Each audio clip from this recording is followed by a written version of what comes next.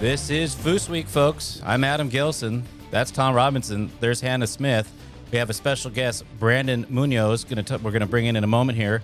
We also have Judy Schober coming in to talk to us about the Arnold that just concluded this weekend. Of course, Brandon's going to be talking to us about Costa Rica Summer Beach Tournament happening this weekend. Excited to talk about it. Looking forward to it. Before we get in that, though, Hannah, how you doing? Hi, I'm doing really well. It's been a great day. It was a lot of fun this weekend, kind of keeping up with some of these tournaments that did happen. I was pretty busy with softball. That's why I'm so sunburnt. But yeah, it was cool, the clips and little tidbits that I did get to see of the tournament. So I'm super excited to discuss. And of course, really looking forward to hearing about, the Costa Rica setup and everything like that. Because these are both tournaments I've never been to. So I'm excited. Tom? Hannah has to bring up the sunburn. I'm It's so I'm bad. here. I am here in my cardigan. It's a thick, heavy sweater because it's cold. Yeah, Sunburn. Yeah. Okay. Go. it's like 80 in February. Oh, go ahead with that. You go ahead with that. No. Uh, no. Doing well.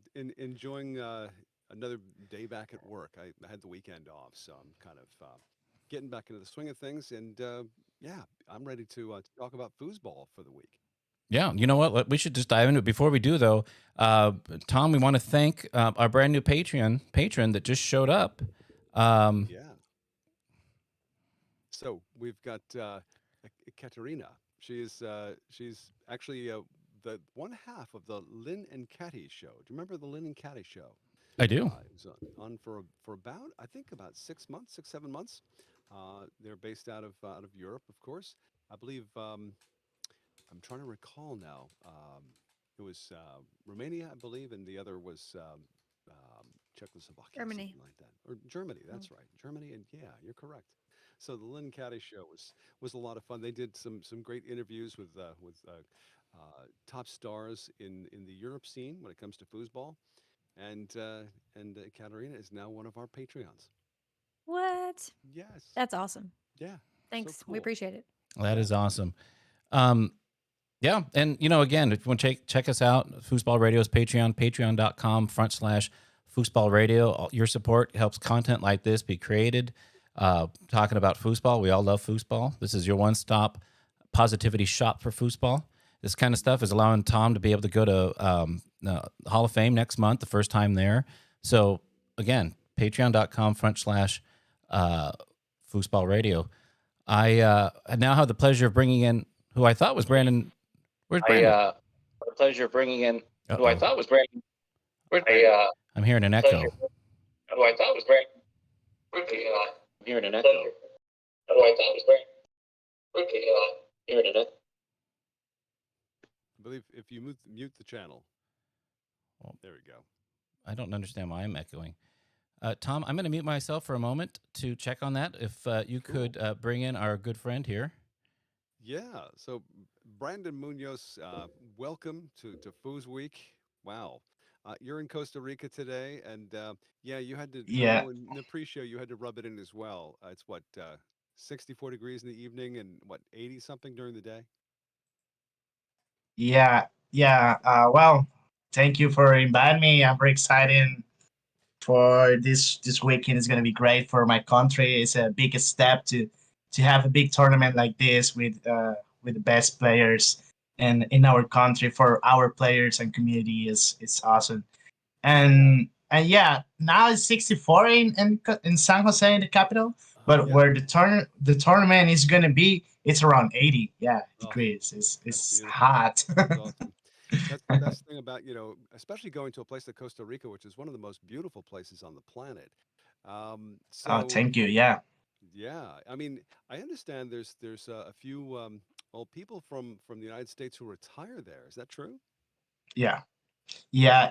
It is because it's very easy to make your business here and build like your dream business very easy with not too much money, and then you can just have fun and come back to the states and have your business here in Costa Rica where we have a lot of tourist places. So it's is that makes sense. That people love to come here and make a Sounds like lot of business every time. sounds like Yeah, an ideal most place. Americans must pretty much.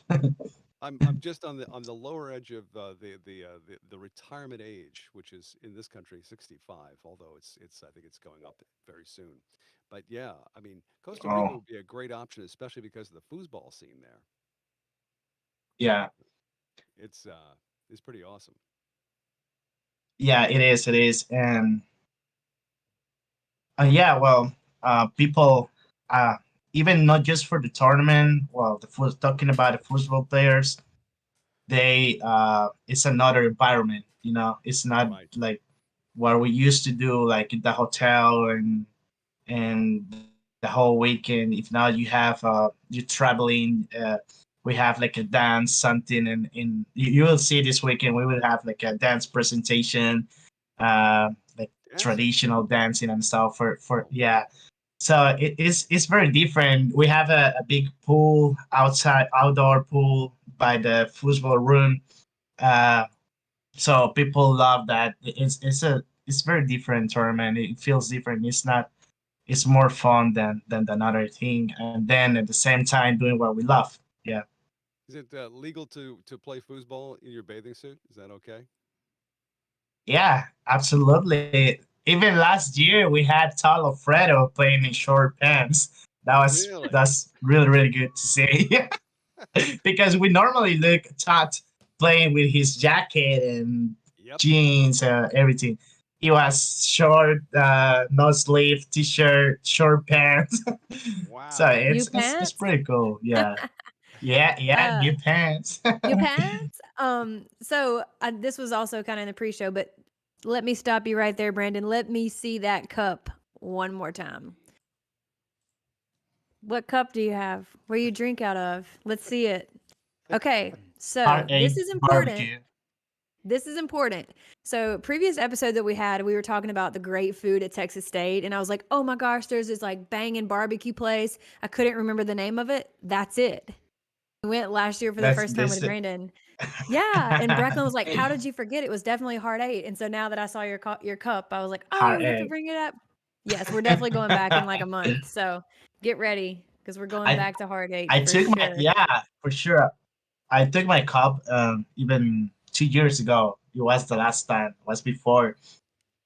But yeah, that place is amazing. It's so good. Such a great barbecue place. If you're around or going to Texas State, or just going through Yeah. Texas, stop by. It's awesome. Is there is a reason if I move to Texas one day, it's gonna be the barbecue first. Right? Definitely, definitely. Yeah. That's a pretty darn good Um, reason for sure. so in the chat, Rob says, "Tom, your sound is quiet, quiet. It's Quite quite quiet. quiet." Okay. Let's Well tone it up a said. little more then. Yeah. I'm sorry, guys. I have that question. I can't see the shot or not because I'm new in this thing. I'm lost. You won't be able to What? see it on your I don't know if end. I can see the shot. You would have to go And to what? twitch.tv/foosball radio. Ah, I'll put it in the all chat, right, all right. and you would Yeah, the open link it. I sent Yeah. you, open that and then just kind of keep it on like Yeah, the side or something so you can almost mute that if so, but you can see the chat yeah. and all the other cool things. I Another got person I it. I want got to it. I got it. want to I got shout out is it. Jeff Snyder. He's like, "Oh, I'm watching you guys on the chat on the Twitch show." So, what's up, Jeff? Cool. Glad to Yeah, see you what's up? here. Thanks for checking in. Glad you're coming to check us out. I raised my volume. Is that better? I hope. Sounds good to me. Okay. Cool.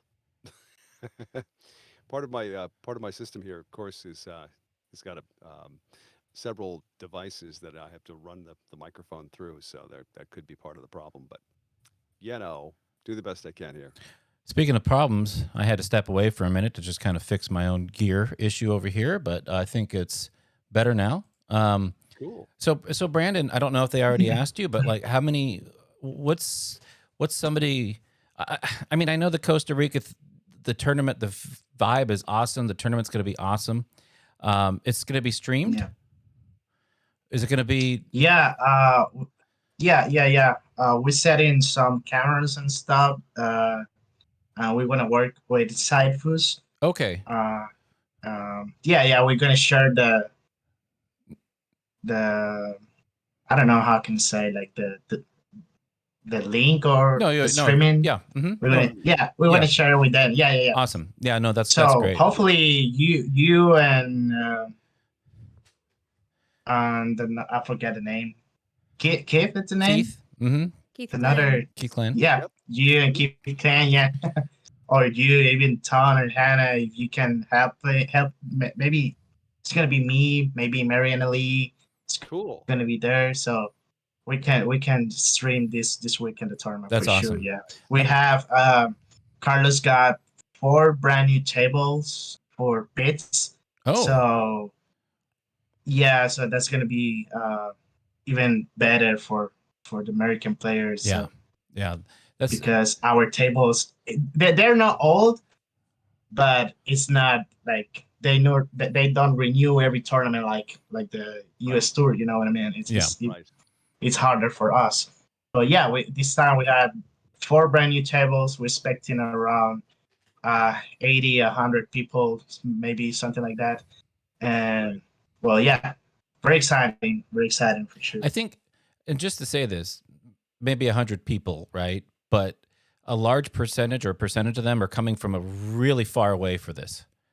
Like the top players from the United States are coming Ye- because of how much Sure. fun it is, yeah, which is awesome. yeah.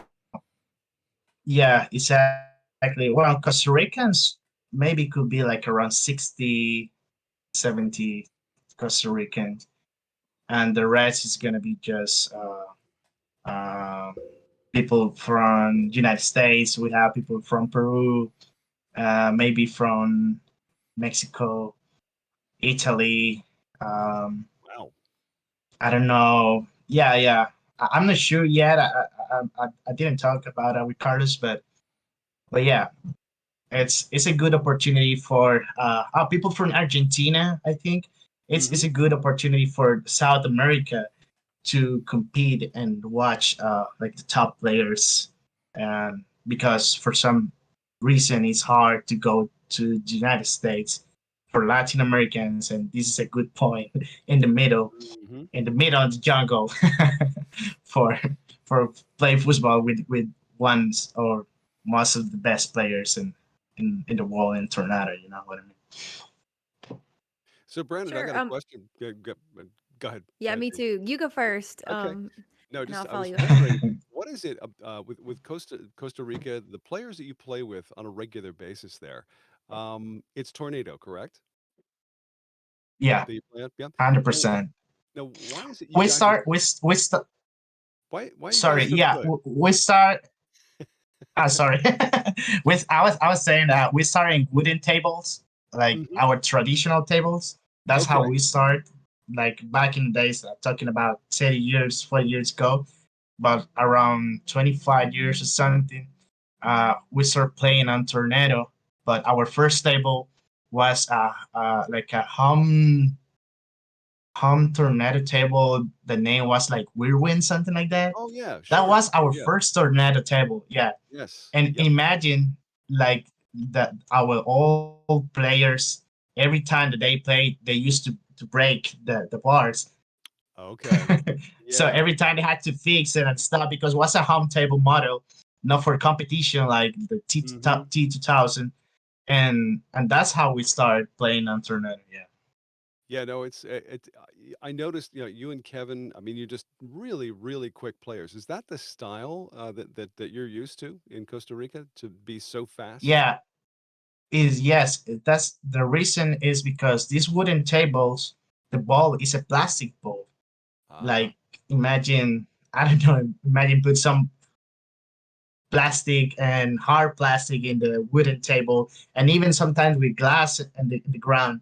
So it's gonna be pretty fast everywhere, right. and very light bars. So that's our style. Like from the beginning, we when we start playing back in the days, is Hmm. just speed and play fast. That's how we normally play. Once we turn to Tornado, everything our body and our emotions keep doing the same thing, but that's the little adjust that we had to do. Like the transition to Tornado. But yeah, that's our style. That's why. That's the reason. Very cool. Very cool. So quick question for me. I don't really know much about the Costa Rican tournament because I personally have not been, but I know that for the last few years that I've been in foosball, a little bit more, it seemed like how long has this tournament been a thing? You know, has it been a thing for a long time? I know it happened last year. I could be wrong. It might have happened a year before that, but how long has this tournament been running? Well, this tournament that we're gonna play this weekend, it starts last year. We Okay. had we had once a year, but in this model, like with top players in the hotel, like more like American style tour streaming and stuff. This is the second one. Before we had Very like cool. something like national tournament, but not like this big. Yeah, Right. and Right. I know that. hopefully that.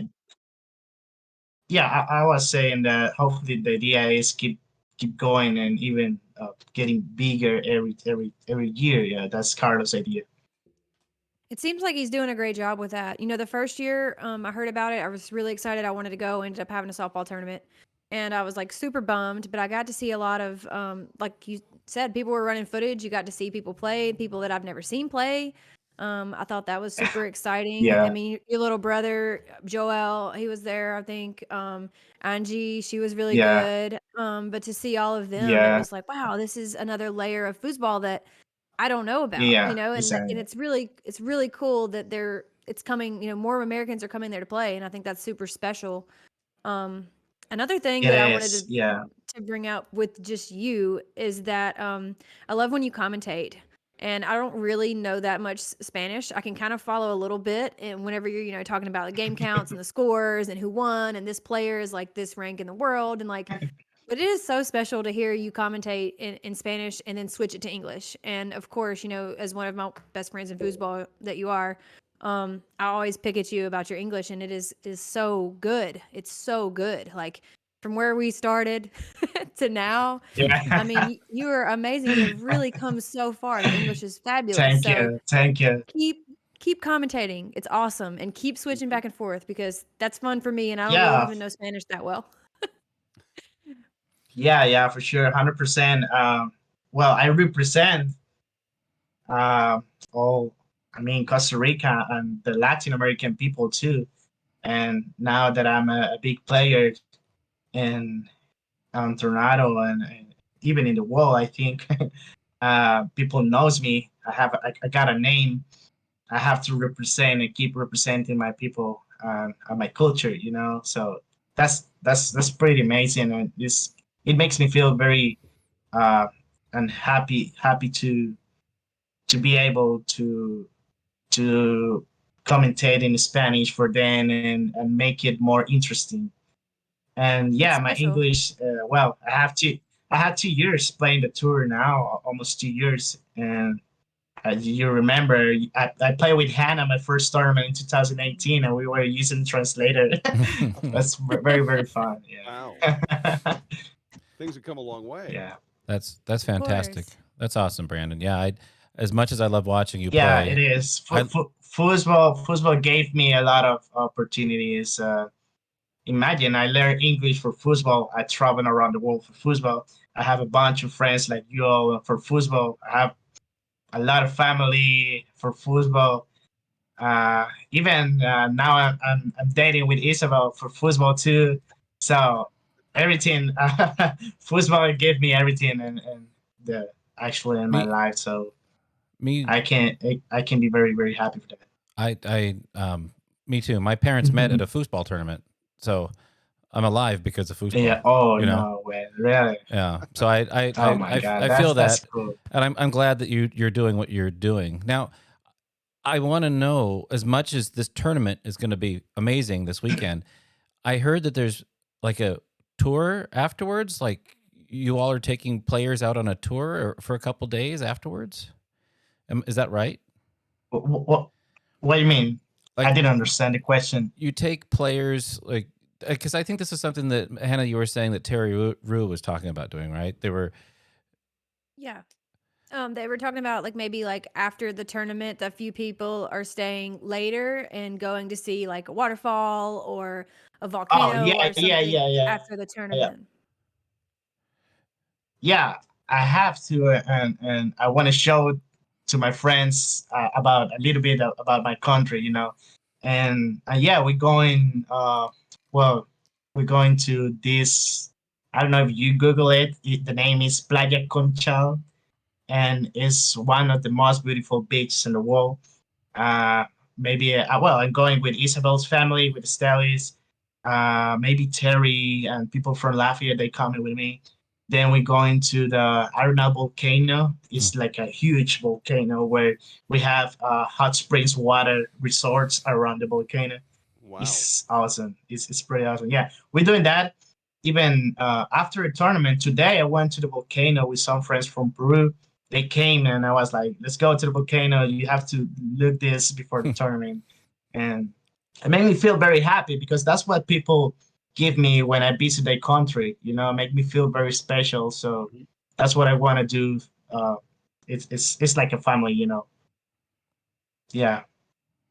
So when it And I comes to think this, it's special. go ahead. Sorry, go ahead, Tom. It's my bad. Go ahead. No, it's I Raise your was hand. curious. Yeah, yeah.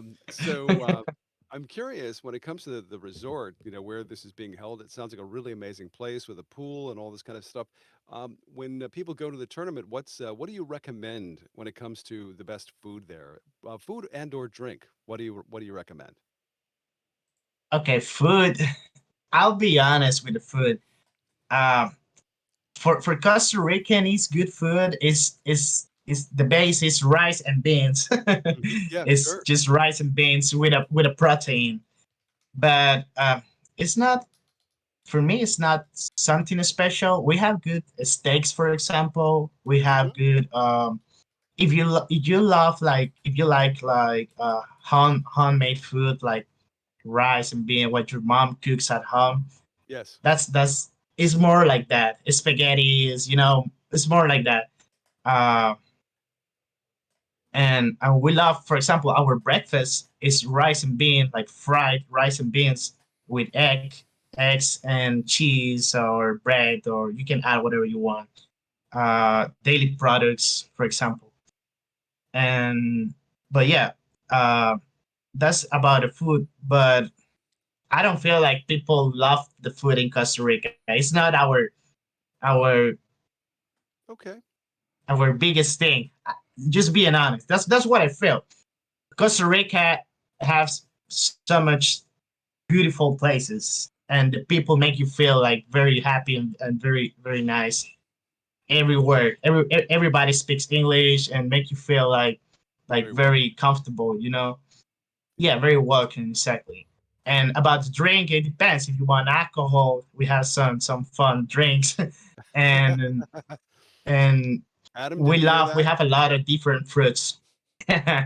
Nice. Yeah, we have some fruits. We have a lot of juice like fruits, different kind of fruits, very sweet fruits. So that's pretty different. Yeah, what we you normally drink in the states, for example. Well, you already know that foosball players play on their stomachs, right? Yeah, I know that. I know that. Hannah, you were about to ask something? Yeah. One thing I want to point out, I'm sorry, I was Yeah, commenting yeah. back in the I saw that. chat. They were cup talk. Yeah, talking about the Pokeball cup. I love that cup. And thanks. It's so big. There It you is. could probably fit That's like half a pot of coffee. Yeah. It's great. Well, I need it though. It's fine. Yeah, Isabel, you should have taken my phone with you so you could catch them all for me. But one thing I did want to mention is I think it's really cool that I was here to experience the Costa Rican era of foosball. Um, I was at Worlds or I was at Kickoff wherever Kevin first came over and he played with Sissy and he literally won like everything. Super cool. But it's just one kid from Costa Rica. And then you're like, wow, his dad has played forever. I went back, watched some older film of when Carlos had like the longer hair. super sick push kick. Like I was like, wow, like his family is about his whole family plays. That was amazing. And then, it's like another wave. Here you are. And now it's like a Costa Rican like era of foosball. It's cool to see how you guys came to the States. You started playing foosball, you've progressed. You guys were the best in the world this year and you won. And like to see that kind of happen over a short period of time for me is really special. And I'm glad I got to see that. And I'm glad I got to be a part of it because all of you guys are my friends and I'm pretty close with all of you. But that's special, and it's really special that you guys have a tournament in your home country where Americans are coming to, and like you said, you get to give back. Like that's something special, and I'm really Yeah, glad that I get to be a part of it as a friend of yours, and I've got to see that progression because that's something people are going to be talking about for years. History down the road, they're going to say, "Hey, you remember when those Costa Rican kids came over here and they won worlds?" Like what? Like that's so Mhm. cool. But that's a special section of history and foosball that is something yeah, that could be talked about. Very cool. yeah. It's pretty awesome, and thank you a lot, Hannah, for showing out that about our players because it's hard for us. It's imagine a small group like around 20, 30 same people playing during 10 years, and then just go with the top players and make a good job every time we go. We bring some trophies home every time, and it's not just that. We add something special, and the American players too, like our energy, our fire up. Even people came to me and it's like, Brandon, how you do this, and they trying to take some of our style. So we add something in football too, and and what about me and Kevin and Walls too? So that was something that was actually a dream for us. Uh, we talked like 6 months before that, and I don't know, was some late night, and he texted me, and we were like, "Man, why we never play together? Let's play Wolves for your dad and my dad." And I was like, "Yeah, let's do it. Why not? Let's do it for our parents." And my Wow. dad, he gave his life for football. Your dad too, and they would love to watch this. And even if we don't win the tournament, it's gonna be good. Everybody's expecting the best two players in Costa Rica playing together. That's gonna be very good and exciting for our country. And then we won, so imagine That's imagine how big the dream come true, and well, yeah. it was pretty amazing. But yeah, thanks for that, Henry. That's Brandon, cool. Thank you. Yeah. that's such an awesome gift to your dads. That is so awesome. Because what you did was Wow, yeah. that was history. That never been done on the United States tour and at the Worlds, an international team winning like that. So I'm glad you guys paired up. You guys played amazing. We got a question here for you. I know you kind of have a got to get going here shortly because are you still setting up the tournament, right? Is that still? The when today? Yeah. No, it's not a tournament. It's just some pickup games that we have. Oh, okay. But yeah, Well, here I got a. There's a let's do question. that. There's a question here for you in Twitch from Drifter Radio, for you, Brandon. What kind of leagues and local tournaments do they have in Costa Rica? Well, we have like a private club where we play local. We just play in San Jose, in the capital.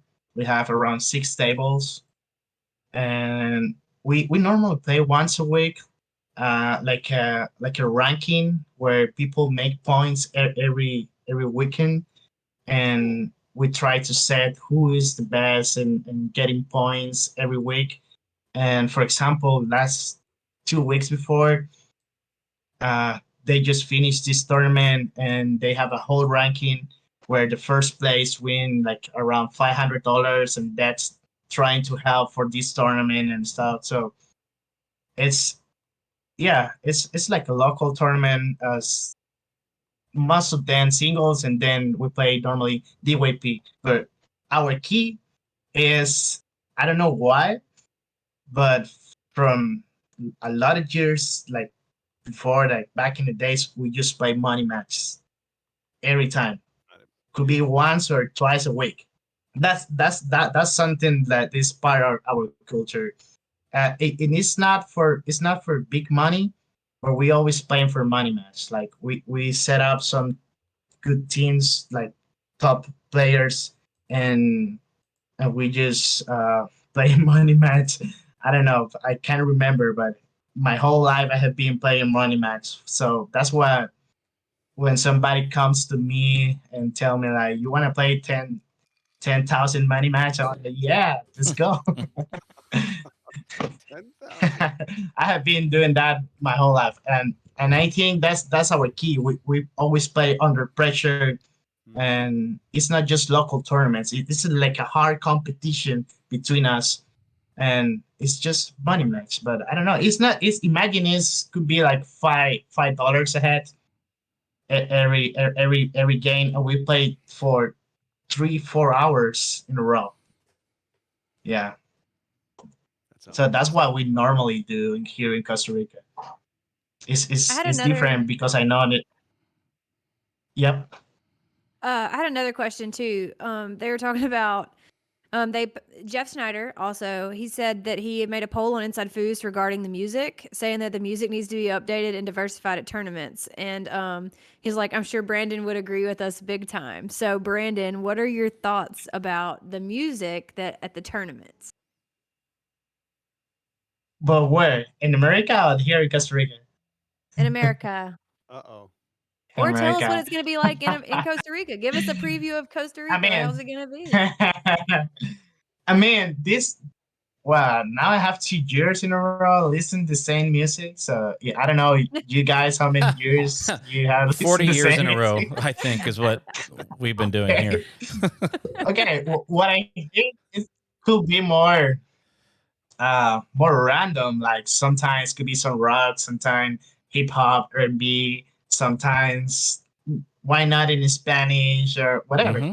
Because there are a lot of kind of different people, and that's gonna make the feeling of the tournament uh it, it's gonna be so different because that the music give you energy sometimes, but I can't remember. I don't know, like Friday morning listen Master of Puppets, and then Sunday late night listen Master of Puppets again, and over and over again.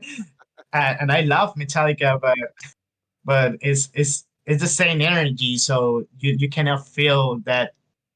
that different ways. Like for example, in Costa Rica, Carlos plays in Hispanic music, and they make people dance, and then some slow music, and then I don't know, some rock, whatever. So he tries to mix it, and I think that's the key. That's a good point that American football had to. They can improve the music a lot. So one thing for me is I think the first time that this was like openly discussed was maybe at Texas State like 3 years ago. They had like a jukebox and they had it on free play and you go and you just pretty much say, okay, I'm playing open singles final in an hour. I'm gonna run my songs for, however much time you wanted to listen to whatever Yeah, music you wanted. And then everyone could put in and just kind of shuffle through that. That would be a cool idea. But I don't know. Just wanted to yeah, address it. It's a cool yeah, question. It's cool to think about. This is the toughest thing. yeah. I worked in the music industry for 3 decades, and determining what an audience Man, would listen to most often there's a lot of research that goes into that. So you Sure. kind of have to pick and choose. But the best thing to do, especially at a public place like that, is to really think about, okay, let's take the eras, 70s, 80s, 90s, 2000, 2010, mhm. 2020, and like you said before, just roll with the combinations and let all the eras get represented at one time or another instead of, you know, hey man, let's just play Led Zepp all night, dude. Like, That's what they Yeah. sound like too when they say that. Yeah, and I think the promoters have to think about it because that makes the tournament funnier, and then more people gonna love more the tournament. For example, I think maybe Colorado he has different energy because the bar inside the football room and stuff. So that's why people makes it feel different.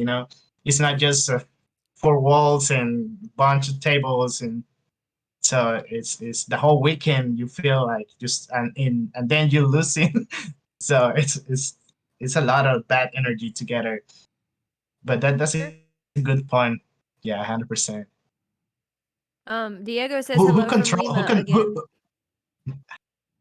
Diego. Hola Diego. Diego from Peru. Hey. Yeah, I'm thinking Diego's from Peru. He's coming tomorrow. We have well, Noelia and Kenneth, but we have in Costa Rica Diego and Jorge Jr. These guys are another two top players from Peru. They pretty good. Like I can tell uh, that Jorge is the best player of Peru. Actually, like I met him 5 6 years ago, and this kid has something special. When Mhm. when once you have tried touring football, you can just see who has that something special thing and in their hands and the way how they play. And this kid is pretty good. Is awesome. So this weekend, please watch out. This kid is he's a good player. He's thinking about move to Costa Rica one day, and and then he's thinking about come to the American tour too. What's his name? We were talking about it. What's his full name? He is Jorge like George. Yeah. Mhm. Jorge Aedo. Keep an Yeah. eye out. Yeah.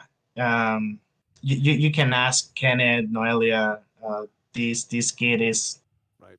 so good. He's Good stuff. so good. That's Yeah. exciting. That's what I'm looking forward to. Even yeah. Last year we went to Chile, and this kid beat my whole team. Like literally my whole team, like the whole Costa Rican team, is that good. He has. I compare him like with me and Tony. Mhm. I'm like Tony for him because first time I came to Peru, and every time I went to Peru 3 times, and every tournament he improved a lot, but I improved a lot too. And then he's every even this night he sent me some videos that he was watching my games. He said, "Is I'm just focusing you because you beat me every final, and I cannot beat you never in my life. So I really want to beat you." I want to, yeah, man, you can do it. Just keep focusing. That's That's how awesome. it works. But Did, yeah. This kid is so good. so, Brandon, to answer your question, the people in charge of the music are usually the tournament director. Generally, The at tournament tournaments, director. yeah. Oh, Generally, it's the tournament okay. director. Sometimes, like at Worlds, I think it might have been Jim that was doing it. I'm not entirely sure, Yes, but that is true. yeah, but I would That talk is to the true. tournament directors because they're the ones. But as we'll probably be wrapping up here with you, Brandon, so you can go and do what you're going to do tonight, and we also have Judy Schober waiting in the Yeah. wings. But is there any last thoughts from you, Tom, or Hannah before we give the last words to Brandon? Oh, I had one more question, and maybe you already answered it for me. But who do we have to look out from Costa Rica specifically? Who's the next superstar from Costa Rica outside your immediate family, I should say? Well, um, that's a good question, actually. I would like to tell somebody, but we have a bunch of players that they cannot come to American yet. Mm, okay. So I would like to see that first. But we have very good talents in Costa Rica, and you will see this weekend. 100% for sure. Not because he's my brother, but my youngest brother is he's gonna Ah, be a troubles too. Yeah. So, yeah, he's gonna be trouble. Uh, so you're not he's the good. last or He's the like a first. kind of mix of me. Yeah. Wow. Okay. So you're not the first or the last Munoz that will be threatening the rest of the tour. Yeah, no. No, and even yeah. I would like to see once he can come to the tour how he controls that, but he's good. He's good. Yeah. Cool. That's exciting to look forward to. Hannah, before we give it over to Brandon for last words, anything from you? Yeah. Who are you playing with this weekend? Ooh. Ah. I'm playing with Carlos. Oh, Yeah, I'm nice. playing with Okay. Carlos. Yeah, I was playing with Rob Atta, and he bailed me. So No. Rob Atta, uh, What? Whatever, Rob. What? I cannot tell you what I want to tell you, but I think but we all yeah, no, know. no, he just got lazy and he was like, nah, ran too much time traveling, whatever. Come on, but yeah, we were playing together, but now Carlos, he was waiting for somebody, and he said, okay, let's do it, Brendan. So I'm playing with Carlos, trying to defend the title, and bring the title at home. We have Awesome. Well, good to luck to play you. the yeah, thank you. There's gonna be good teams. I think Tom Jor, Teru, Todd, Mhm. Todd Alfredo, and Darren Bond. I think Tony and Uncle Mike, Big Mike, He's playing with Uncle Mike. Ah. and Mike. yeah, I think Tony's playing with Mike. Dan Barber, Michael Stoll, and Wow. the top and the top players in Costa Rica, they playing together too. Like my brother Joel is playing with another top player. So that's gonna be good Wow. teams. That's awesome. And well, Wow. yeah, yes, That's yeah, going to be stacked. That's stacked. That's going to be so much fun to Mhm. watch. And I heard what I'm excited about is I know that Inside Foos had some tech issues last year, but I know that they got that I think sorted out, or at least have a better idea of how to deal with it this year. So it should be running even smoother. So that's exciting. But yeah, I'm looking forward to that a lot, Brandon. And I really appreciate you and your time for being here with us on a Tuesday night. Um, Anything you'd like to say to us before we wrap up with you? yeah. No, thanks to you. Every time you want to invite me, this is a good practice for me. My English, my even my commentating that what Hannah was saying. I would try to keep doing this every time. Well, this is gonna be a good year for me too. Um, I'm playing Oklahoma, Texas with Ryan Moore. Wow. I'm playing Hall of Fame with Terry. So I'm trying to get better in doubles. So this is gonna be a really good year for me and in this tour. What else?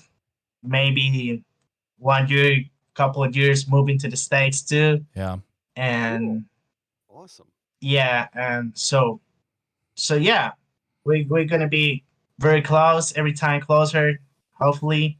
And thank you again for the invitation, and just uh watch this weekend, the streaming, and pay attention to the tournament. It's gonna be really fun, everybody. Hopefully next year, people who couldn't make it this year, make sure next year they can come to the tournament, our tournament. And yeah, and I just want to invite and everybody in the streaming. We're gonna start sharing on Thursday night, I think. We're starting with a DYP, and yeah, we're gonna have the streaming in Spanish and English too. Nice. That's so awesome. Awesome. That's Yeah, so. Great. thank you guys. Thank you so Very much, cool. Brandon. I really Dude, appreciate it. We all Yeah, appreciate you. much dude, love, back in the guys. States. Let's Bye. let's hang out. See you. See you in Yeah, see you Oklahoma. next tournament, guys. Bye. See ya. Take care, Brandon. Do, do, do, do, do. Wow. Wow. You know What a what? cool guy. I was going to ask him, but I didn't. Um, how do you improve on your doubles game when you've won a doubles open title at Worlds? But At Worlds. Hmm. you know what? Maybe another Maybe one. it's just learning to play with different people. Probably. Maybe it's a different Yeah. feel. That's I don't know. that's a question that I have. He and I are going to do at my greatest. I think at Oh, Oklahoma cool. State or something like that. Great. Which, by the way, foosball radio fans, the first one is going to drop. It already dropped for Patreons on Monday with Sullivan Rue. Thursday, it's going to go live. Um, um, and then Hannah, of course, we did one as well. I'm looking forward to people to be able to hear those because I think it's very instructive as far as how to get better at foosball. But that was looking forward, the week ahead. Let's look at the week behind and let's look at what happened this last weekend at the Arnold Sports Festival. Really excited to be joined by Judy Schober, the Ohio legend, regional, national, I see she's showing up there. I can see the little dot spinning. World champ, World champ. Yeah. 2021 world champ Yep. with Bracklin Buffkin. That is Just awesome. a little biased. Yeah, what a team. And I love her so much. I'm so Yeah, no, excited she's about this. I I'm looking I forward to it. she's still loading in here, but I'll say the first time I met her was at Texas State last year. She just comes straight up to me and shakes my hand. It's like, I just love the stuff you're doing, foosball radio, blah blah blah. And I'm like, wow, this is somebody that I just really truly appreciate their presence and their energy in foosball. Um, now I Absolutely. see And she's a Patreon member too. she's a So, yeah she's a supporter of foosball radio. I yeah. mean, this is Oh, yeah. this is something. Well, I'll wax Really eloquent while well. we're waiting for her to load in here, but. I feel like there's a lot of negativity in foosball, and I think it's a vocal minority that are negative personally, and I think a lot of them spend time not actually Yeah. doing anything. It's From Sure. there's always that. there's always that, but I think people like Judy do something. Now I don't know. You're Can all you guys seeing hear that's. me? Oh, I Oh can yeah, we hear can you. hear We you. can hear you. Hey, Yeah. Judy. Yeah, I don't know. It seems to be just rotating around there on my end. Well, Well, we hear you it's just fine, Judy. I yeah, don't know if you yeah, you want to sound try to. great. Yeah, you can turn it off and turn it back on again if you want, but oh, there you are, There you There go. we go. Hey, Voila. there we go. Judy Schober. I'm Welcome. sorry. I appreciate your patience. Hey, how's What's everyone going on? Hey, tonight? great. Better now. Better now. Glad to Yeah, have you. that was. Go ahead, Judy. No, I was just going to say that was great listening to Brandon, and I hope that they have a really nice tournament, and looks like it's going to be fun. You be ready to watch some foosball this weekend from Costa Rica. Oh yeah, it's going to be good stuff. So tell us, Judy. So you just concluded the Arnold this weekend, and saw pictures. Now we all have all kinds of questions for you. Obviously, I want to hear how it was for you. But my big question for you, because my instincts tell me that this tournament has the opportunity for networking because it's in this convention center for the Arnold Schwarzenegger fitness thing, right? And I just saw all kinds of people walking by the entire time. What was that like? Well, it's part of the Arnold Sports Festival, and Arnold was Mr. World, and he was bodybuilder, and back in the 70s, 1970s, and he struck up a friendship with the gentleman here in Columbus when he was here for a competition. And he said after he was competing, he wanted to come back and create a sports festival. And that's what he did. And it was, he now actually has six of them on six different continents, but Columbus is the first one. And there were anywhere between, I'd say, 10 and 12,000 athletes, over 100,000 spectators. And from the athletes came from, I believe, over 80 countries. So, yeah, it started with weightlifting and bodybuilding. And then every year he wanted to add new sports. And the gentleman, his partner, Jim Lorimer, rest in peace, he passed away last year. He was, I think, 95, and he was just an icon here in Columbus. He had a lot of Olympic sports behind him. So he wanted to make this something like the Olympics, where it would be 10 or 12,000 participants, athletes participating in different sports, and that's what it was. That's what it is. So Judy, the foosball tournament that's in and among all of that, from what one understand, when people are playing foosball, there was a couple tables where people could just come in and play for free at random. Was that true? Yes, Tom, the convention center, the way it's set up, if you can imagine like a mall where you have Mm-hmm. anchor stores.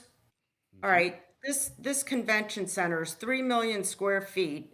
Wow. And the anchor stores, the analogy would be the Hyatt and the Hilton.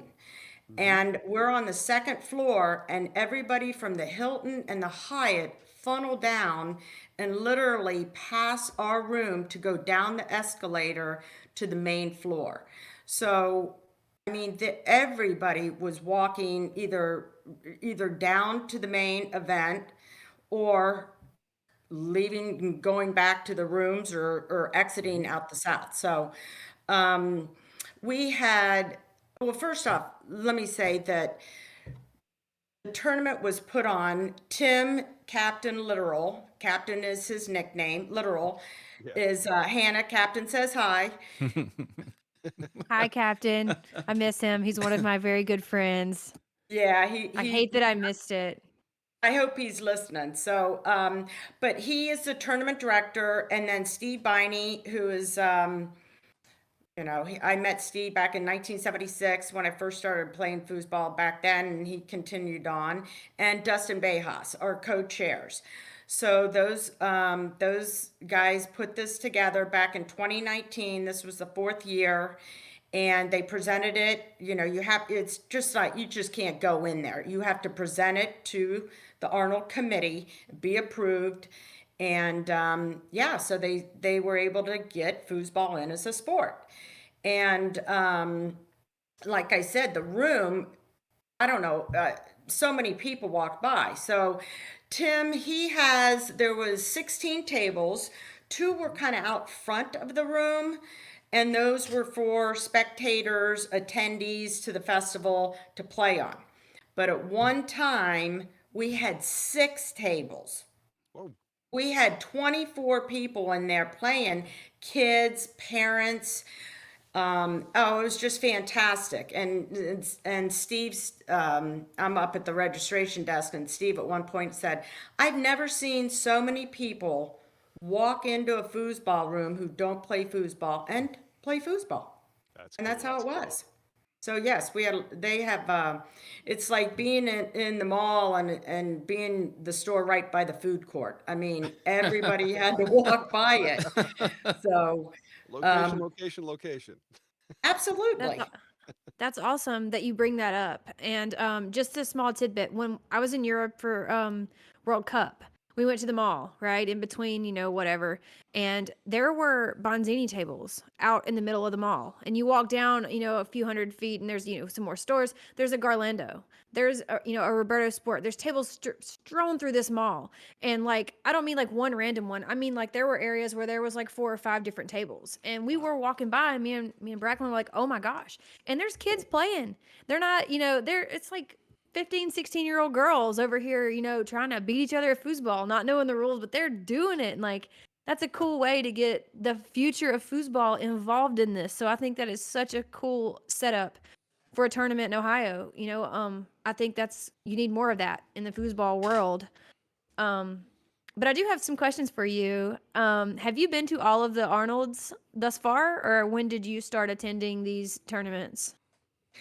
Well, back in 2019, I had only been playing about 2 months. And then that was the first one in March of 2019. So Tim asked me at the time at our fairgrounds, and the Ohio State Fair is second state fair size to Texas. So again, a huge venue, and they had the Kids Expo. So he got a booth there, and it was on like an end cap, and he put in 2 tables, and he asked me if I'd go over there and man that for the 3 days. And I did, and one of the guys built boxes, and so we had 2 tables, and they had the guards on it. And they would come, and everybody got a blue ribbon, and it's amazing, Hannah, you say that, because these kids, I mean, they'd be Mom, look, foosball. They knew exactly what that table was. So whether they got a cheap Kmart in their basement or what they're looking at, but yeah, so that I did in 19. Then of course 20 with COVID. They did have the tournament. The governor of Ohio shut down because it's the beginning of March. It was the first sporting event to be basically canceled in the United States. He shut down all international travel and all spectators. So they did have a tournament. There's a banner, so they did have a tournament, but I did not go. And then, of course, 21, no, there was no Arnold Sports Festival. And 22, last year, was my first year actually at the tournament room. So, and that's when I was talking to Dustin, and his wife had come down normally to help him. And I said, hey, can I help you? And he goes, you're kidding, you'll help? I said, yeah, I'll help you run the charts. I'm not playing open singles and open doubles. He goes, oh, that'd be great. I can concentrate on my game. I said, yep. So I started helping him back then. That's how that all started. And for those listening, when I say do something, that's the kind of stuff I'm talking about.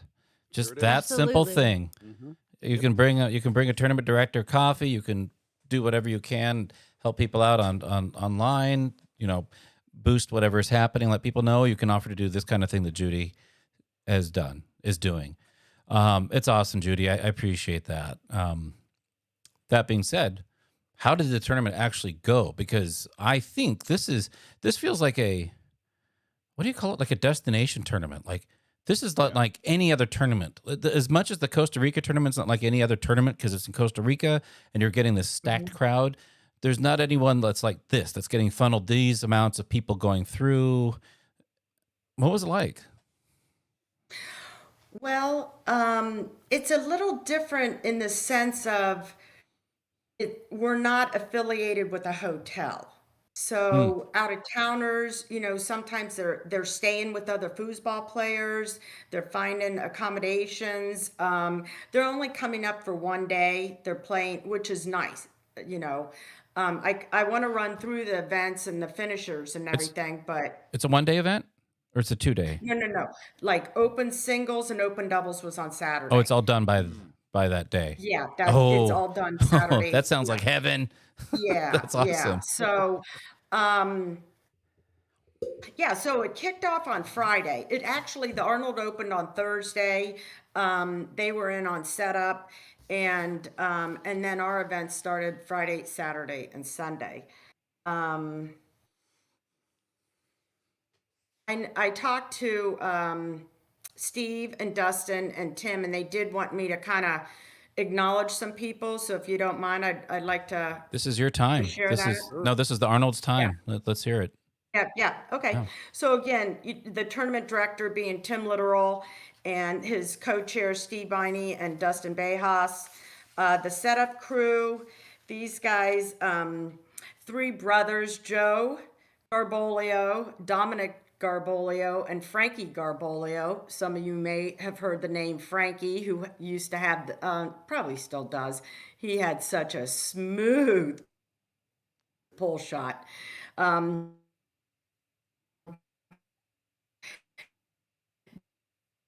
They helped store a lot of his tables because he has 16 tables that are his that he put on site. So those guys, and then Dustin's dad, Gus Bejas, and Ken Dale from Peru. He had come up from, where was he last? Oh, Georgia State. Yeah. And Ken comes through Columbus a lot. He's been to, I think, quite a few of the Arnolds, and he stays out at Tim's house. So, and then Tim and Dustin, they had designed T-shirts each year. And Joe's wife, Debbie Garbolio, she helped with the merchandising, selling T-shirts, helping with the registration. And then one of our sponsors, if you're an old TS player, Steve Parker, he helped with some sponsorship for the tournament. So that's kind of the roll call of the who's who. That's awesome, and thanks for sharing that. And I think, and one of the points of this show of FoosWeek is that we get to talk to the promoters, the people that are behind the scenes, and lift the mask. And you guys aren't evil villains that are trying to screw us. You all so passionately care about this. From your tournament to every single tournament we go to, it's just easy again to see the negative sometimes and not actually look at what's actually being put into it when you consider what foosball actually is. And I love hearing that. I'm so glad to hear that that's going on, and I really hope I can make it next year. I just want to go experience that. Yeah, I mean, when you say it's a destination, there were, let's see, a gentleman by the name of Rick Dunn, his son, and was there and went to the Arnold. Mark Pride came from Indiana. His two boys came, so and they were down at the Arnold watching whatever event they were into and the expo and all that. For me, um, two of my fam two of my family members came down on Sunday to watch me, which you spend so much time with your family and friends and you talk about what you're doing or where you're going, and they have no clue. And they came down and it was really fun. And then they went and checked out a few of the events. So I really enjoyed that. That was really nice I have a question for you for a too. couple I of my know. family members to see what's up. Oh yeah, sorry. I think you were lagging a bit. I know I've spoken with Captain a few times about this tournament, and I know it means a lot to him. And correct me if I'm wrong on any of this. I believe he met Arnold at the Arnold and like had him come and like play some games and maybe like sign a foosball table or some other really cool stuff. And maybe that was in the past. I think that was maybe the 2019 year. I could be wrong, but how is that? How does that work? Have you guys got to see this guy? Is he like at this festival? And I know that it's really special to Captain, and this whole Ohio crew is special to me. And I'll say this at minimum: if you are in the area, you need to go play Ohio foosball. The crew is amazing. I've never felt more welcome. And they'll throw me in on a DYP Friday night, and everybody's there, and everyone there is just such a great feel. And I'm sure this tournament has that family, that wholesome support system. You guys go to a tournament, you go to kickoff, and I'm playing somebody from Ohio, and there's 10 of y'all standing around cheering against me, and I'm like, wow, y'all got the squad. But that's what foosball's about, and that's respect. That respectful. I respect the mess out of that. You have a whole crew over here, and I know that's from that tight knit bond at your location where you guys play. But kind of run me through the whole idea of the Arnold. Was Arnold there? Have you guys met him? How did it go down with him and Captain, and how do they know each other? Because I know that's also a very special relationship. Sure, thanks for bringing that up. In 2019, the first year, what Arnold does is on Friday, he and his handlers and his movie guy, with his cameraman, they do tour a little bit, and he it was funny because, when you're in somewhat a small town, I mean, the Arnold is huge because of what it brings to the city financially, and, from the commerce side of it. And so the news, morning, noon, and night, Thursday, Friday, Saturday, Sunday, even Monday, is all about Arnold. So he on Friday goes around and he came to the foosball room and he played a match against Tim. And Arnold, they exchanged coins. Arnold gave Tim a gold, the California governor coin, because of course Arnold was the governor of California. So he gave Tim that, and Tim is a veteran, and Tim gave him a veteran coin. So yeah, that was really, and he's got the banner on the front of the registration table is a picture of he and Arnold playing. He's got a poster, which I know you saw it in the palace, of Arnold and Tim. And yes, he signed a foosball table. That is at Tim's property. It doesn't come down to the Arnold, but yeah, that's his pride and joy there when it comes to foosball tables. And it just everything about that first year. I mean, and Arnold, every time he would get in front of the camera, whether it was our local NBC, CBS, ABC affiliate, they'd say, Arnold, what's new? And he'd say, it's foosball. Foosball is new this year. Because Arnold, as a child, growing up in Austria, played foosball, and he loves it. So yeah, it was a really big deal. And as a matter of fact, last year was my first year there. Like I said, they're actually in the tournament room. Arnold had a broken foot, so he did not do any touring. He did not come up this year, but all of a sudden I looked out, and in the corridor, this hallway, it's like 50 foot wide, and it's got the 4 escalators and 2 staircases going down to the main event. All of a sudden, people backed up and security. And Tim's out there because he knows what's going on. There's going to be an Arnold sighting. And we thought maybe he was coming up, but he wasn't. And if you look down, because you're on the second floor, and I guess it's probably, like 30 feet down, there's a ring of people waiting, and Arnold and his entourage walked by. So yeah, he's got the handlers, and there's a picture. One of our friends' wife was in the Hilton bar and saw Arnold, but she wasn't allowed to talk to him. Really couldn't say hi but got a picture. So, but yeah, Tim, that's a highlight of every tournament is the possibility of seeing Arnold again. Wouldn't it be great to have Arnold sign another table and then have that as a prize at one of these tournaments? Wow, that would have to be an auction. Right. Right. Definitely. Yeah, yeah. That's I mean, you'd fetch a lot. You could probably raise a lot for the tournament doing that too. Yeah, I don't know. I'm sure that there are some stipulations about that. So, Sure. yeah. And then that you say that, Hannah, last year, one of the guys from Ninja Warrior, the announcer, there's two guys. The he American came up. Ninja Warriors.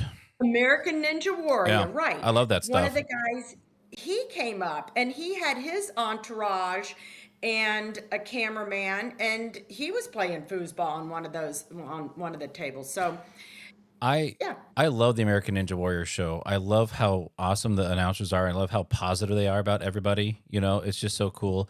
I feel like even I could go out there and fall straight on my face and look embarrassing in all the tight clothes, and they would still be nice to me. I really totally respect that about them. Well, Adam, bring your clothes because they got a course there at the Arnold. Yeah, and you know what? They also have a bar there, and that's where you'll find me.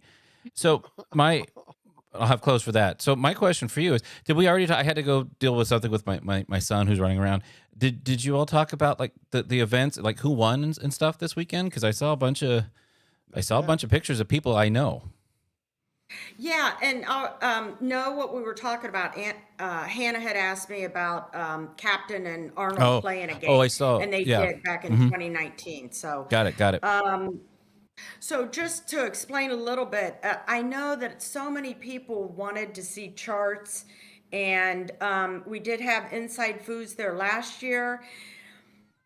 The problem, if you want to call it a problem, there's no Wi-Fi. The Wi-Fi is weak, and even last year with their own hotspot, Inside Foods, it was not good. Not in that area. And Yeah.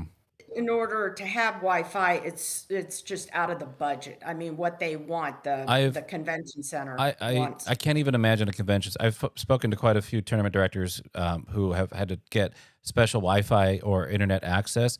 It's a couple $1,000s on top of. Oh, what they're it's already. even more than a couple. And yeah. So it's just it's exorbitant. It's not feasible. So, yeah, I totally get that. Right. So what we did was, and here's for all you, Tom, before the internet, you and I remember before the internet, Yes. back in when we had rocks as foosballs, we did everything on paper. Wait. It was cork. Sorry. Oh, it was a cork. We just So carved we one out did. of a wine bottle. That's what we did. Yeah, so it was all paper registration, paper waivers, and then Dustin is the IT guru. That's his skill set that he brings, and he then had to put everybody in spreadsheets, and then we use Kicker Tool. So, but they did have like a 55-inch TV, and everybody was really good about coming up and seeing the chart. So, but as the room, I'll before I get into the results, but also the room was really nice in the sense of, Adam, you saw that trophy I sent you. Yeah, Were no, it's those awesome. trophies not cool? Yeah, I could. Yeah, they really were. They're acrylic. I did not get one, or I'd show you mine. Here's mine. Hey, those are the ones I win now.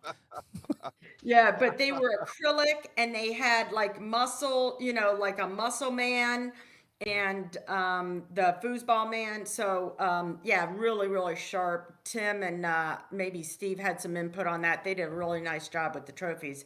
And then in the room, they also we had the pits. We had 3 tables in the pits, and they had risers. They weren't like stadiums. They were like real nice, comfortable padded chairs.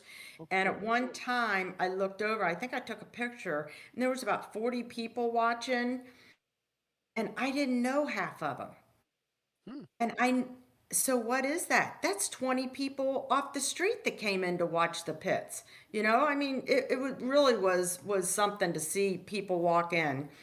But I will say, here's the roll call. Adam, we had 9, I count them, 9 states and Peru represented. So it was really nice. We had about 90 registered players. Tony Spreedeman came. Teddy Kruger came down from Wisconsin. Ken Dale from Peru. He came. So Friday, you ready for some results? Wait, hold on. I'm just messing around with this. I'm just showing everybody what the trophy looked like. Oh, cool. Yeah, you can't see it. You guys can't see it unless you're on Twitch, but that is Very awesome. That is so cool. Oh, I can. Yeah, I can. I feel like that. Oh, I feel like that trophy is there to pump Saying something. you up. Yeah. There you I go. love Isn't it. that cool? Yeah, the acrylic and everything. Yeah, those. Yeah. So, you ready for some results? Oh yeah, let's hear them. Yep. Okay, so Friday we had goalie wars. We had 19 players. Third was Ben Illich. Second was Ken Dale, and first was Mark Vanetti. Oh, Mark. Vanetti. Old school. Yeah, Mark Vanetti. I don't know how many goalie wars title that is, but He's got to be. He's Adam, got to be challenging Justin Shaw at this point, He's right? up there. He's got to be up there. I mean, I remember TS. Remember the leather booties? I have some right in my closet. Really? Yeah. Booties. They were leather Yeah. and they'd fit on the 2 men, Yeah. and then you had a leather like shoelace hold them Yeah. together. You tell the results. I'm gonna go grab it. This is Yeah. Oh, Okay. cool. So that's the goalie wars. Then we had, following that, this is on Friday night, we had the Monster DYP. We had 41 players. We played 8 rounds and cut it 11. It was the weirdest thing. I mean, we really got from 8 to 11, we got in 8 rounds. That's awesome. And then we cut to 16 in the elimination. Third was Mark Vanetti and Jeff LaFeld. Oh my gosh, Jeff LaFeld, first time Arnold entrant. I mean, Really? I'm sure he's ranked a beginner or a rookie. So that was exciting. He got hardware. Second was Dustin Bayhouse and Bob Hamilton. Bob's a local Columbus player. And then first was Tony Spreedeman and Ben Illich. So yeah, and how exciting for people. So there was 8 people that got to play with Tony. How about that? Oh, that is neat. Especially in, Yeah. in that kind of a format. You just never know if you're going to get paired up with them. That's neat. That was Yeah, fun. I had to play against him. Yeah, did you? How'd you Yeah. do? I scored twice. So, Did you? I got the ball, scored 2 points. We lost 7-2. So that was Friday. And then Saturday we had open singles was the first event. We had 22 players, and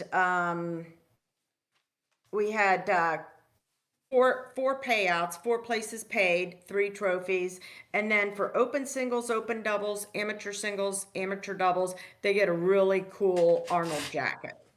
So open singles, Ben Illich was in 4th place, Teddy Kruger took 3rd, Ken Dale took 2nd, and Tony was number 1, took 1st place.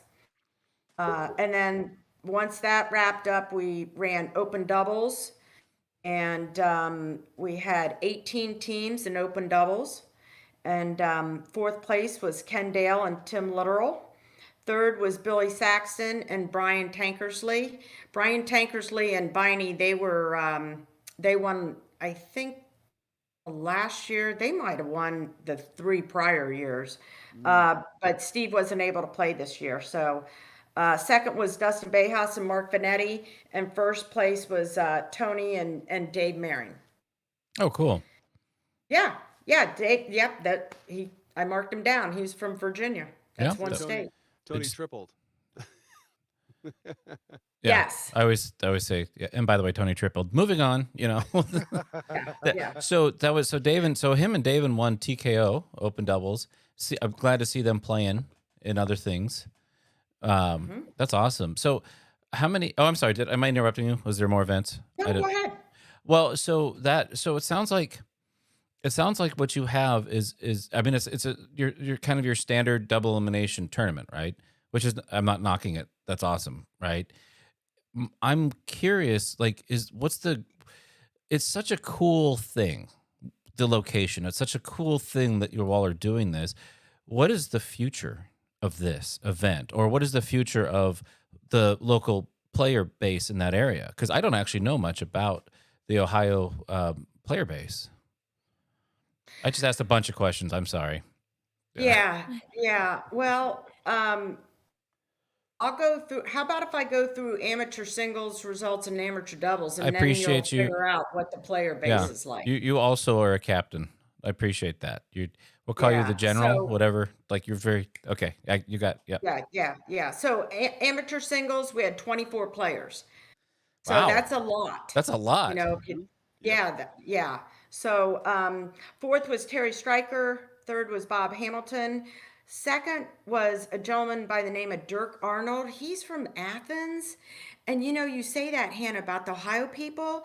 At TKO, you might have seen the Athens t-shirts. I'm like, what's up with this? Never even knew there was a bunch of guys. I think there were about 8 of them. 2 guys came up from Athens. And this gentleman, Dirk Arnold, he took 2nd. He played great. And then 1st place was Glenn Mortez, and he's from Akron. He's one of Dusty's guys. And I was texting Dusty. Glenn took 3rd in amateur doubles with Gus Bejas, Dustin's dad, last year. And I was, texting Dusty. She was all excited because Glenn's only been playing like a year and a half. And I was texting her, Glenn's in, he's got king seat. So that was really exciting. Amateur doubles, we had 20 teams. So that's a lot for amateur doubles too. Yeah. 4th was Cody Bailey and Chris Gray. 3rd was Terry Fightmaster and Gus Bejas. 2nd was Pat Myers and Jim Fox. And Jim Fox also did a lot with the setup too. Pat and Jim were defending champions from last year. But from Cincinnati, Gary Sanders and Doug Wood beat them out. And that was, I'll tell you, to answer your question, we are very strong. The state of Ohio, from Cincinnati, Chillicothe, Athens, up to Columbus, up to Akron and Cleveland. We are, I would say, our strength is rookie, amateur, and experts. We are very solid in the middle. Which means your strength is a great evolving player base, and that is awesome. Correct. That is awesome to hear. Yeah, because Absolutely. our masters, Steve here in Columbus, and I don't know how much really he's going to tour, and Dusty. Those are our 2 masters in the state. We definitely have some pros. with Mark and Dustin are pros. Drew Dixon might be a pro. I'm not sure about that. But, and then, so that was all Sunday. And then we had a no chance, or excuse me, no conflict DYP. Ken Dale and Tim Littoral they got drawn together. They took third. Danny Bennett and Edwin Pendetta. They took second, and first was Dustin Bayhouse and Judy Schober. Oh, Judy Yeah. Schober. you didn't get a trophy for that? Congratulations. No trophy. No? Nope, no trophy, no name on the banner. But anyways, yeah. So that's kind of the roll call of our events, and open doubles finishing. I think they finished at 11:45 Saturday night, playing open singles and open doubles in one day. And then Sunday, I think we were walking out the door at 8 o'clock. I know I was after the DYP. So the events ran smooth. A lot of that has to do with the fact that everybody got to their table. It was really nice that there wasn't a smoking section real close, so everybody kind of stayed in the room. No hotel rooms to run to. So yeah, it hat off to all the participants that came and helped us have a successful tournament. I So find that. this- Oh, go ahead, Tom. no, I was just going to say, so given what happened this year, 2023, what would you like to see change for 2024? Ooh, change. I don't know that. I mean, it certainly would be nice if we could have it online. But is that, how's that going to happen? That's not, I don't know. Tom, it's interesting you said that because last year after I helped Dustin, the manager and me, kind of took over. And after the tournament, I saw a couple things that I thought, we could improve on administratively, not so much that Small So, details.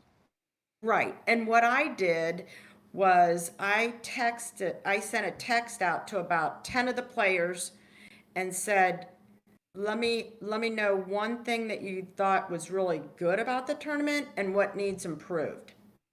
Now, how many times does a tournament director ask you? Does anybody ask you what can I do to help you? I think that more regionals are able to do that.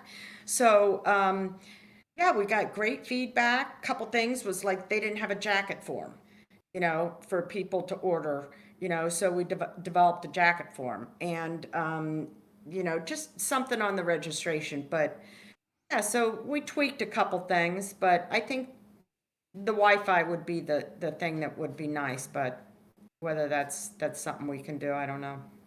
Cool. How cool would it be if you guys, okay, I'm going to start off with this. I totally agree with the strong player base of the Ohio crew. It's literally phenomenal. And you mentioned like our strength or like our rookies, amateurs, whatever. Totally agree. So when we play North American Cup, Mississippi struggles. Who do we have? We have what? One amateur? Two, three? We don't have a lot. We don't have new players coming in. Bracklin's the newest player to come in and the first new player to come in to the game since Daniel Coulter and myself. You know what I mean? And so there's nobody new working their way in Mississippi. That's not the case in Ohio. And I love that. Whenever I went to come and play with you guys, we did a monster draw as well. You drew people who's, I drew Steve Biney's son. How cool. Like that was awesome. I drew Steve Biney. Okay, cool. Legend. And then you drew several other people who you didn't really know or who were just, oh, well, they've just been playing a few months and it's like, wow, that's exciting. And of course, we got to draw and that was awesome too. But it's just so cool how you have such a diverse playing field there. And you have those pros like Mark Vanetti. Mark Vanetti has been in the game forever and he's been great forever to me. And it's just like having someone like that help your amateurs and your rookies and your, beginner players get going. Having those strong masters be willing to help every week you're playing against them or playing with them if you happen to draw them. I think that is such a huge strength for your location. So definitely agree with all that. Hats off. Perfect. Um, how cool would it be if you guys like sectioned out and had like a Cincy and like a Columbus and like teams and did like your own like Ohio Cup thing for like Right. North American Cup, but like Ohio Cup. You know, you could do it smaller frame, like, you know, 4 ranks or whatever. But I think that would be cool to see for you guys since it is a intrinsic it's an intrinsic, you know, tournament. It's smaller. It's not a thing where you're getting a ton of people, but most of you guys are Ohio crew, and that's special. Well, that really goes back to Ohio, and Adam would know. I mean, back in 1978, Schaefer put on the Ohio State amateur tournament. It was only amateurs, and you could only play if you lived in Ohio. It was a 20 grander. Oh, Yeah, Wow. for yeah, amateurs. yeah, for amateurs. That was big. Um, but yeah, we kind of do in a way because Cincinnati comes up and takes our lunch money at our brings, you know. Dusty and Derek and Ben Illich comes down from Youngstown. I go down to Cincinnati. I snag a little bit of lunch money from them and their monsters. So, but yeah, you're right. I mean, I don't know since I've only been back playing a couple years. I think that they had a Ohio State tournament, and somebody told me it was up in Akron or Canton at the Hall of Fame. Because Canton is the Football Hall of Fame. So I think at some time they did have a state tournament. But yeah, Awesome. bless you. Also, another random question. Is Bill Saxton from Ohio as well? Yeah, he's from Cincinnati. Okay, that man is what we call him at our house. That is that man. I watched him play a foosball tournament. Well, he was actually playing against Bracklin in one of Bracklin's like very like beginner-ish tournaments, and he was like, "Hannah, I've never seen a man shoot a pull shot so fluently." He got up there, and I thought I was running great defense, and he made me look like a child, and he executed everything perfectly. And he was like, I don't think anyone has a pull shot like him." And so I heard the name and I was like, "Oh, I think that's that man." And I like text Bracklin and he was like, "That's him." And so I was like, "I wonder where he's from." And I did not know he was from Ohio. That's awesome. But hats off. He's a great guy. Seems super, super haven't got to meet him in person, but I have seen him play foosball several times and he's pretty impressive. So that's cool. That's a Yeah, t-shirt. and That he man. he doesn't play a Is that lot. man. Yeah, that man. And that man, his wife came up, which was great. She came up the whole day.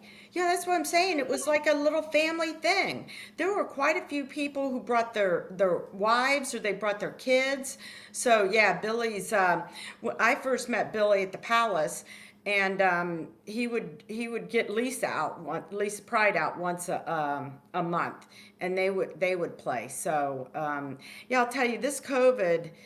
Oh man, we were really going strong, and COVID really set us back a little bit. But Cleveland now has a spot because they lost theirs after COVID, and they're back and running. Cincinnati is so strong. Yeah, Chillicothe's got it. Yeah, there's a lot of players in the state of Ohio, and thank you for recognizing that. We got a Yeah. first And time. Oh, go ahead. Go ahead. I was just going to read the comment. Go ahead, Adam. You got it. All righty. Thank you, first time chatter, Meg Masters 17, talking about what we're talking about here. Dave Policastro in Cincinnati, Drew Dixon in Cleveland, Mark, Tim, Judy, and Co. in Columbus. The promoters are animals. They're relentless and consistent. Hats off. And that's what I'm talking about. Foosball's not dying and it ain't going anywhere, folks. You have people like this in all these pockets across this country. It's not going anywhere. And that's so awesome. I love comments like that. I love that. You know, somebody hops on, gets to talk about their people. I love that. And, you know, Mm-hmm. especially on Facebook. Facebook, I was really excited. I saw, you know, Ohio Foosball like posted about the podcast. Like Judy's coming on. She's gonna talk about the Arnold. Like, that's great. You know, that's your local community, and it's great that you get to come on here and have a platform to represent your community and to hype up what's going on because I really think it's something special. Something that we're missing in Mississippi. We don't really have a local scene, and you know, but I really like to live through other people who do, and especially since I've been there, I've hung out with you guys several times. I'll be back, this year for softball. I'm definitely gonna swing by Oh, nice. to the Palace and hang out with my buddies again, because we had a great time. Yeah, that's great. Yeah, we have, for those people who are listening who haven't, Steve Biney, his Facebook page is Ohio Foosball. Mark Vanetti has two, and I am an admin. So is Tim. And Ohio Foosball Promotions is Mark's, and Columbus Foosball. And but I think, was it Jason Wicks who started the map Yes. through Foosball Foosball Sport Sports Network. Network? Yes. Yep. Yeah, Mhm. yeah. So, and we're on that. I think Cleveland's on that. Hopefully, Dave down in Cincinnati. But yeah, yeah. So, Adam, I got to tell Hannah, hats off here to Hannah, because I dropped your name, Hannah. Uh-oh. I gotta tell you. So I'm playing one of our up and comers who had won a couple titles at the TKO, and before that played him in singles, and he did an illegal 2 to 5 pass. And I tried to explain it, the rule and everything. He had it back pin, and then just, and then we were playing Sunday, and he did something illegal, and I said, listen, you got to get the rules. You're going to start going on tour. You got to know whether it's true when somebody's telling you you violated the rules, or B, you got to know when people are breaking the rules against you. I said, listen, Mm-hmm. I'll get you a copy. I sat there at the Nationals. I walked by Hannah Smith is going to the World Cup, and she's rereading the rules. I said, everybody's got to read the rules. So he looked at me. He's like, "Oh, she was reading them." I'm like, "Yeah, she probably read them 4 times." Yeah, there were some interesting new changes, and I liked something was lost in the translation. So there was a few different wordings of a few rules I wanted to check out, and Kristen Grogan pretty much caught me up for that, and I think that was super cool. So Well, I was just checking them out. yeah. And speaking about that, Ken Dale, he was doing an aerial. Isn't that what it's called? Yeah. Correct. And when it hits the counters or it goes off the table, I was taking it at the goal, but is it not supposed to go to the 5? See, that's one that I'm kind of iffy about, because the ITSF rules are different than the IFP rules. So one aerials are legal, the other there are not legal. I thought that if it does, it goes to the other person's 5 if you shoot an aerial off, but I may be incorrect. That's not something I've checked up into lately. I'll get back with you though. Yeah, dude, because I was watching when I was on vacation, and I remember there was a talk about that online, and I saw Ken doing it in a tournament. I'm like, no, it's supposed to go to the 5. And then here I'm in the situation, and I'm picking up the ball, and I'm serving it from the goalie area. And after about the third one, Dustin said, I think it's supposed to go to the 5. So I said, well, I'll ask Hannah. We'll try to get some clarification. Yeah, I'll work on that for you. Okay. Also, this is kind of a funny, but it's still a thing. I have to point it out for my Ohio people since you're on here. This is Ben Illick and Steve Biney. So I'm playing Steve, and we're playing like a pretty serious match. And I don't remember where it was. It might have been at Nationals. Actually, it was at Nationals. And we're over there and we're grinding it out. And Steve makes the last point, and we shake hands. And I turn around, and Ben's looking right at me. I was like, Steve's just a stinker. And Ben was like, wow, big word, Hannah. That was really good. Really cut him deep. And I was like, I mean, it's Steve Biney. He's a nice dude. I really don't have anything worse to say. He's just a stinker. And now every time I see Ben's like, Hannah, are you being a stinker? And I'm like, no, I'm not. But he was like, that was great. I was like, I don't really have anything too bad to say about him. He played great, but I was angry. So Wow. sorry, Steve, for calling you a stinker. There it That is. must have been, that was probably mixed with you and Dewey. You and Dewey Probably was. Yeah, Steve and Dusty and mixed. Remind us not Probably to so. tick you off, Anna. Remind us not to get you angry. We don't want Careful. to be called something bad like that. That would not That's be. right. That would ruin my day for sure. Um, uh, be, He took be, it well.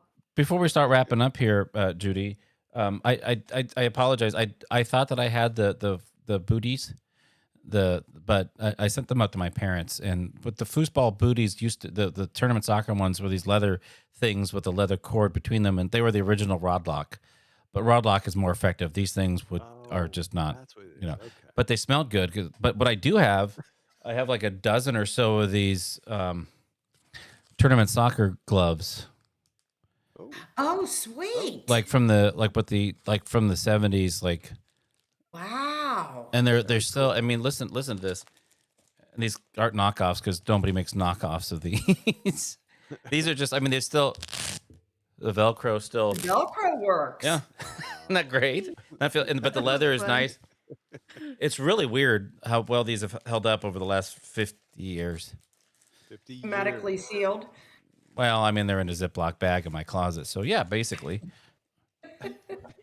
it's the next So best you're saying thing. to me, Adam, you're saying to me that I should have sealed myself in a plastic bag to look that good 50 years later? We all should have.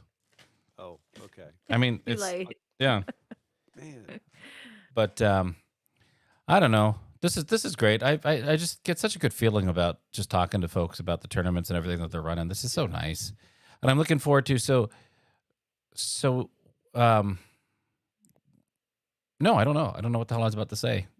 I just love it. I'm just happy. Well, I'm looking forward to Wisconsin next week. Oh, yeah. So I'll be listening next Tuesday. You having Wisconsin guys on to talk about their tournament? Yeah, that's a Oh yeah. good that's a good Yep. segue Reminder. as we wrap up. No, because I've talked to and of course I'm going to forget his name, but I'm going to remember it, and then I'm going to forget it. Brett Nguyen. Brett. Yeah. Nguyen. Am I saying that right? Nguyen. Oh, yeah. Nguyen. You again talking to him. This is what really changed my whole thing. Like, no, it didn't change my whole thing. Like, I was just talking to him, and he was just so excited. I didn't know him. I'm like, hey, you want to come on FoosWeek and talk about your tournament? He's like, yeah, let's do it. Brandon Munoz, I want to talk about the tournament. You want to talk about what happened in the last weekend? Like, this is just like nonstop. Foosball's awesome. Yeah. I love sitting here talking about it, celebrating with you all, with Tom and Hannah, and having folks like you, Judy, on, and just hear all the cool stuff that you're doing that hopefully serves as a model to others who feel like foosball isn't doing well. Maybe just typing behind your anonymous keyboard isn't enough. Yep. Point taken. Do something. Do something. Mm-hmm. That's But it. but anyways, as we're wrapping up here, any last before we'll give you Judy the last words, but Hannah.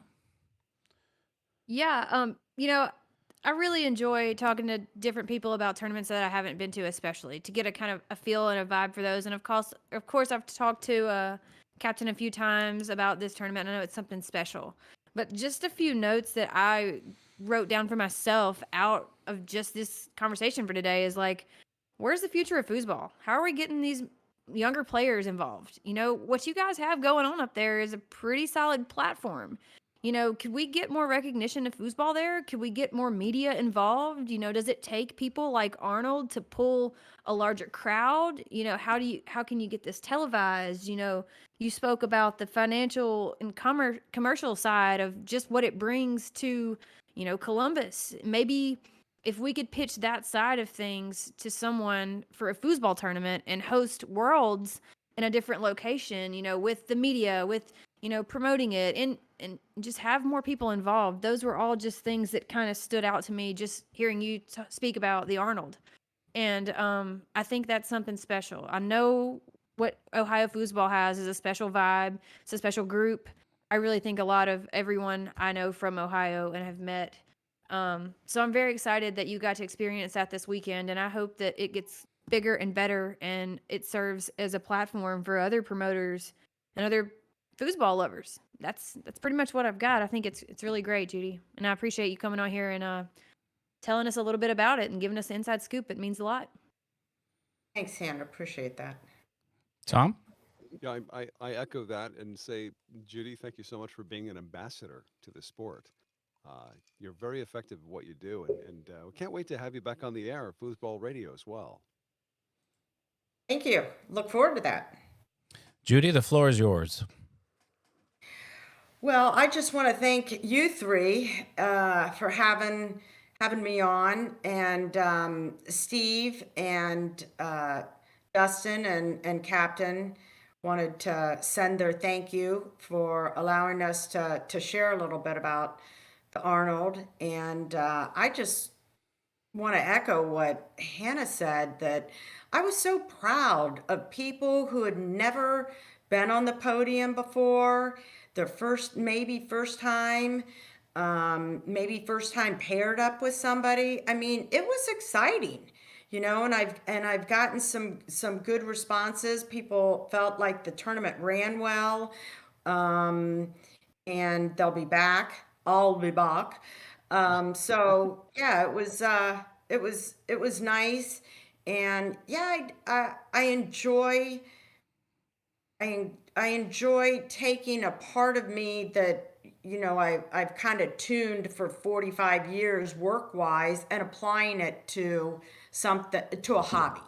I can bring in my skills for that. So I've enjoyed that, and yeah, that's about that. I appreciate everything. I think this, first off, Tom, if you get any more podcasts, I don't know, we might have to send you to Podcast Anonymous or something. You're on fire with all these. I love Well, this Foos Week. this is Adam's baby. This is I was just I'm just tagging along here. So I can't I appreciate you're giving me credit, but this is Adam's baby. This is what he came up with. So Yeah, but you're an enabler. okay, all right. Well, that was the intent. When Foosball Radio was first created, I couldn't believe there was no podcast about foosball. So finally that's changed. Yeah, you've come far. Well, uh, it's people like yourself and people who really hang in there for us and keep listening. I'm just so eternally grateful for everybody's tuning in. So, and Adam is the man. I don't know if you guys know this, but he's like the dude underneath the globe. The where you see the strong guy holding up the world. That's uh, Ooh. that's Adam. Oh, He's holding John up the Wick. world here. Atlas. John Real name Atlas. Atlas is Wick. Atlas. Atlas. He's Holds the the world Atlas up. of I I think appreciate that, Hannah's, Tom. I think Adam has a new nickname, Atlas. Well, you know, There you go. when I say do something, I mean it. Go Atlas. But anyways, again, Tom, Hannah, millions of thanks to you. Judy, thank you so much. Brandon Munoz, earlier, Yep. thank you so Bye, much. guys. Thank you again. Thank you. Yeah. Thank you, Judy. everybody that listens. Thank you, thank you, thank you. We're going to have Brett Nguyen on next Tuesday, to talk about Wisconsin State. And Wisconsin State. And then Yep. we'll go from there. Yeah? Sounds There good? you go. All right. Let's First get Chuck this. Norton's Let's back on get Sunday let's for get more this. Hall of Fame celebration. Oh, yeah. Oh, we're going to be there. Oh, we'll Yeah. talk about that. We'll Yeah. talk about that. We're going to talk about that. All right. Let's do this outro.